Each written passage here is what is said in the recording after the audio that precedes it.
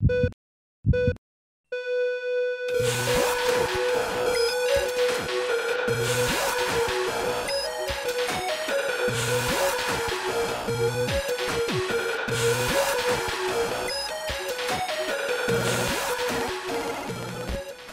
everyone, welcome to Dr. Retro's Video Game Finds part 100 something in the 40s, I think. Yeah, the episodes have been quite irregular lately and I lost count and I can't be arsed to go downstairs to look it up. So, I think it's 140. If it's not, then I made a mistake. This week we start off with the robotic operating buddy Rob on the NES, and this set was pretty strange because it has Rob, it has the spinner, but it doesn't have gyromite, it doesn't have stack up, it doesn't have any accessories. It does have a gray zapper with it, so let me show you that one.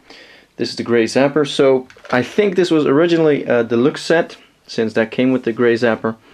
But yeah, I have no clue why the guy kept the robot but got rid of the games.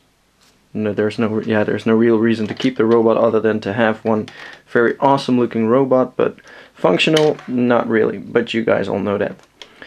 So there's some more NES stuff. Let's first do the stuff that came with this Rob. There's 3 games. A Loose Duck Hunt, which is another sign that this was a deluxe set. A 190 in 1, which might have, let's see if this has any stack up or gyromite games. Well, the letters are way too small for me to look over the camera and read, but at a quick glance, no, it doesn't. But that's a quick glance, maybe it's there, I don't know. Then one complete game, Simpsons Bart versus the Space Mutants, complete in box. So let's get moving to the next thing. Even for a long-time collector as me, with quite some exquisite items in my collection, there's always firsts to be had, and this is a first for me, because what you see here is a AGS 101 Game Boy Advance SP next to a normal Game Boy Advance SP 001, and I honestly I knew the difference, but I'd never seen it, and if you put them next to each other, turn them on, you'll see the difference is huge in lighting of the screen. It's through camera, so in real life it's even more, but you can see how bright and colorful that is and how not so bright and not so colorful the other one is. So that's a big difference. And yeah, now I've seen this, I want the AGS 101 in my collection, not a 001. But unfortunately most Game Boy Advance SP editions didn't come out as a 101, like the Zelda, etc. So I'll still keep some of the 001s, but I'll try to get a 101 for my collection. And that was a lot of binary talk. Let's get to some Game Boy games. The Game Boys I just showed came with a truckload of games, and let's start at the bottom with the copied fake games. These are all fake, and honestly, why in the world would someone copy games like Piglet's Big Game, or Top Gear Rally, or Brother Bear? Honestly. Why? Go make Ninja Cop or other good game copies, not these shitty titles, which are worthless to begin with. But of course I didn't buy the set for all those worthless titles, I got some good games as well. Tiny Toon Adventures Bob's Big Break. Looney Tunes, one of my favorite Game Boy games. It's in my top 10 Game Boy games list, I believe somewhere in the middle, so check that list out by the way. I love Game Boy. Wario Land 3, Sylvester and Tweety, Bugs Bunny and Lola Bunny, Montana's Movie Madness, Tiny Toon Adventures, and Quirk. Then more regular Game Boy games. Here we have another Bugs Bunny's Crazy Castle, Tetris, Yoshi's Cookie, Kirby Dream Land, Super Mario Land, Wario Land 2, Super Mario Land 3, and Super Mario Bros. Deluxe. Then some more shitty Game Boy Advance games, or at least I think they are shitty and worthless.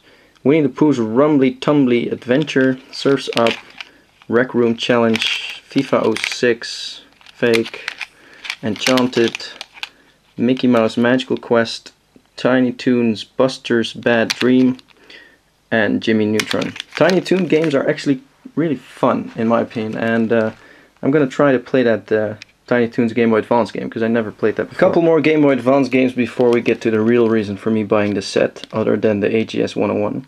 Lion King, Revenge of the Smurfs, and yeah, I thought Smurfs were really peaceful kind of people thingies, blue midget things. Why they want revenge? Probably on Gargamel, but why? Because he never actually ate a Smurf, did he? He always wants to eat the Smurfs, but did he actually once ate one? I really wonder. Defender, Wario Land 4, Super Mario Bros, Super Mario Advance 4, Super Mario Bros 3. That's a lot of words. There's another one. Kirby Nightmare in Dreamland, also a game I still want to play. And I have in my collection, but never took the time to play it. Tony Hawk's Pro Skater 4, which is from back when the Tony Hawk series were still really cool.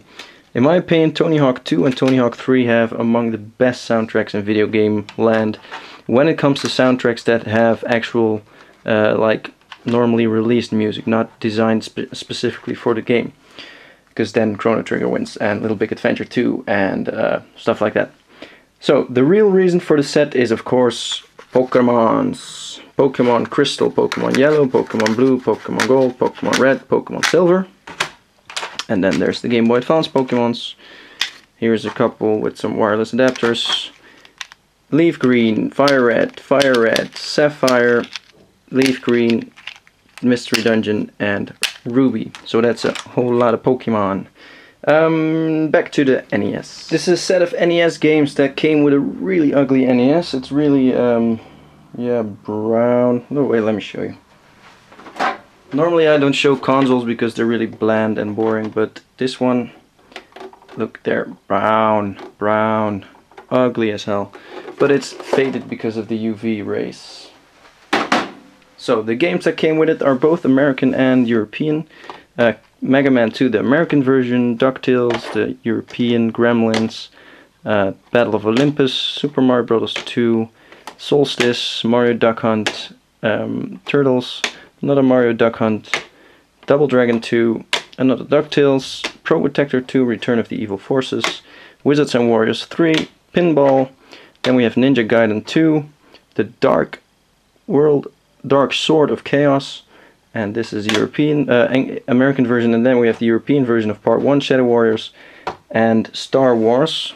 Then there's 3 complete games, A Boy and His Blob, Trouble on Blobonia, Kirby's Adventure, and Mission Impossible.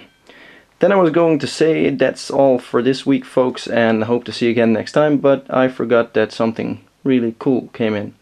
Also this weekend, probably tomorrow by the time you're watching this video, is Retro Game Convention in Kalken in Belgium. Come visit us if you're nearby, and if you watch this video in time, because this is gonna air on a Saturday, just the day before. Yeah, let me get that last one. Before I get to that last item, there were 4 more items. Mega Man 4 cartridge, which I got from a friend in a trade for a Snake's Revenge box and manual, so he could make his copy complete. 3 PlayStation 1 games, got these at €1 each, so that's the reason why I bought them. Brink, Rage, and TNA Impact. And the last item, and if you're a fan, if I should call it that, or a watcher of my videos, you kind of know what's coming if I tell you that it's a PlayStation 1 game. It's top 3 rarest PlayStation 1 games in PAL territory. Only got released in New Zealand and Australia, which leaves 2 options. And it's a kiddie game. It's not Grand Theft Auto double feature. Then you know, scream it out now with me. Blues Clues Blues Big Musical. And I think I said it right the first time, this time, because the other times I kept fucking around with it, because it's a hard word. Blues Clues Blues Big Musical. Yeah. Shitty kids game. Damn rare. Complete in box. Nice condition. It's my 4th copy, I think. 3rd or 4th. I think 4th. So, that's a nice closer of this video. Like I said, Retro Convention this weekend, so probably after the weekend I have a lot of cool stuff to show you guys again. If you liked watching this, which I hope you did, then join me on facebook.com/drretromd, like me here, subscribe, whatever. And I hope to see you again next time. Bye bye.